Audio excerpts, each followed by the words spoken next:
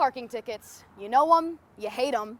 But what do you do when it seems like there's no way around them? Lansing is the first city in Michigan to install an electric aircraft charger. I'm gonna give you a little tutorial of how this thing works. Now, I'm no custom clothier, but Richard Taylor is, and he says his Lansing suit business has been feeling the effects of tariffs. The French bulldog was found right here in a cat crate inside of a trash bag. Now, I just spoke with neighbors who say that some of these homes do have cameras on them. No active fire in this situation. It was simply smoke. We could smell that smoke when we arrived. The assassination of Charlie Kirk sent shockwaves across the nation, sparking conversation on political violence. Thanks to Shannon's 3D printer, the splints were done within 2 hours, which the couple says was crucial because waiting even another week could have led to bigger issues for their duck. Officials say they'll give you all the training you need. You can come in knowing nothing. All you need is a good heart. Here for you in Lansing, Rachel Ramsey, 6 News.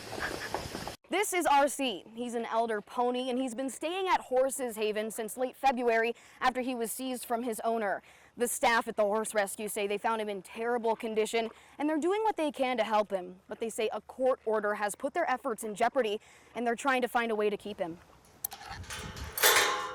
Hi, RC. How are you, little man? Executive Director of Horses Haven, Christine DeVanche, says RC has made a lot of progress over the past 6 months, considering the state he was in when they took him. He was a body condition score 1, so that in the horse world is near death. He doesn't have any muscle or flesh left to speak of. She says there was another horse taken from the owner as well, but he did not make it. He was recumbent on the ground. We tried very hard to get him back on his feet, but to no avail. He was not able to stand on his own, so he was humanely euthanized on site. DeVanche says she was recently informed that the Clinton County Prosecutor's Office decided that the owner RC was taken from can have him back. I was very shocked. The county's prosecuting attorney says this decision was carefully reviewed and considered, adding that the owner had regular biannual visits from an equine dentist for the pony, was visited by a farrier 6 days before the seize, and was visited by a vet a month before the seize. You can have a veterinarian out, and they can't make you do what is right. They can't make you do what they tell you to do. DeVanche says she's trying to buy the pony from his owner, but the offer was declined. That owner is coming to pick RC up soon, and DeVanche says she's worried. When he goes back to his owner, I feel very likely that he will die. The prosecutor's office reassures that officials will be monitoring RC regularly, ensuring the owner is taking correct care of the pony. I can only trust that animal control will be checking on him often, ensuring the needs that the pony has are met, and that they will call me the minute that anything changes, and I can run right back and pick him up. I did speak with the original owner of RC. He said he does not want to comment on this situation. Here for you in Howell, Rachel Ramsey, 6 News. Police arrested the teen and charged him with carrying a concealed weapon and having a gun in a weapons-free school zone. Police also arrested 51-year-old Tamika Long, charging her with assault with a dangerous weapon, possession of a taser, and resisting police. Parents and youth advocates say when it comes to kids and guns, there's a systemic issue.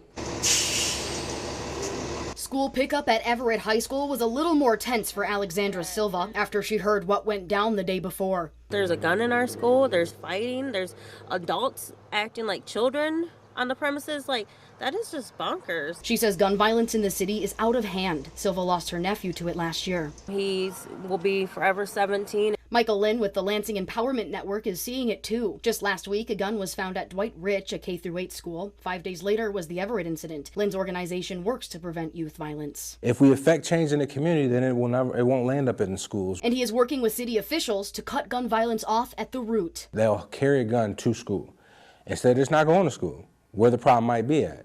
That means they want to be at school, but don't feel safe at the school. Lynn says it's about creating an overall environment where kids feel safe and can thrive. We have a team now focusing on that. Now, some parents are not happy with what they call the school district's lack of communication in situations like this. Didn't get a call from the school, so I found out through social media. Lynn reassures people, though, the district is actively working with his network and the city. Digging those things apart and afterwards figuring out where we could have been better. Okay, we were good today, we want to be great tomorrow. He adds, while there is room to improve, collaboration can solve more than pointing fingers. It's a bigger issue that we need to be talking about. And I think if we don't correct the narrative and don't think about it correctly, this is how we just continue the cyclical, nature of it all. Now, we did reach out to the district today, who says they are not commenting any further on these incidents other than what they have told parents. You can't have the 4th of July without fireworks. Your total is $660.71. It's a once-a-year event for many, but for Sparky, with Sparky's fireworks outlet, it's his life. I've been playing with fireworks since I was a little kid. Thanks for shopping at Sparky's. The store owner says he's noticing that the fireworks supply Americans are used to is different this year. It is going to be a buyer beware season. He says some of the temporary tents you see pop up around the 4th are taking the year off from selling due to the tariffs the U.S. put on China. There's going to be an opportunity to pay too much for fireworks. We're going to experience possibly the biggest shortage ever because a lot of fireworks didn't make it into the United States. As a major supplier, Sparky says he got his supply before the tariffs hit, but now he hopes he will have enough. I usually do for our seasons, but if that guy that went to that tent site and now those tents aren't there, are they going to beat my regular customers here, and are we going to have a problem? The firework fanatic is planning to see more customers than ever and is warning people to get their fireworks earlier this year instead of what he usually sees. Customers wait till the 3rd or 4th. We'll see about 400, 500 cars an hour enter this site to try to buy fireworks. I don't want to tell my customers I don't have any fireworks to sell them. Even though Sparky's business was ahead of the curve this year, he says with imports on fireworks to the U.S. from China now having around a 36% tariff, next year could be a different story. You gotta love the fireworks business to stay in it, I guess, right? And I truly do. And with America's 250th birthday next year, Sparky says conversations are already happening on how vendors will deal with a shortage during such a big moment. 7, 8, 9, 10. Here for you in Jackson, Rachel Ramsey, 6 News. Thanks for joining us. I'm Rachel Ramsey. The SAVE Act is a bill introduced on the federal level that would require people to show either a U.S. passport, a birth certificate, or naturalization paperwork in order to become a registered voter. Protesters today say if the bill passes, it would impact many Americans' ability to register.